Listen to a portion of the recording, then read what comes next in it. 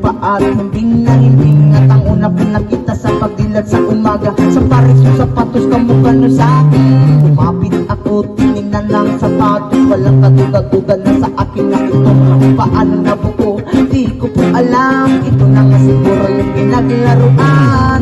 Uminom ako sa ilog, ngunit lalong nauwaw. Naupo sa patong malaki, balay kalabaw, pinadapandaan pababa, ngunit lalo akong nawala.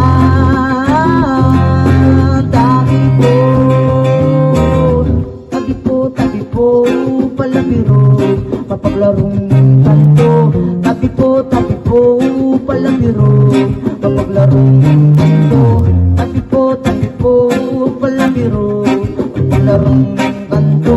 Tabi po, palabiro.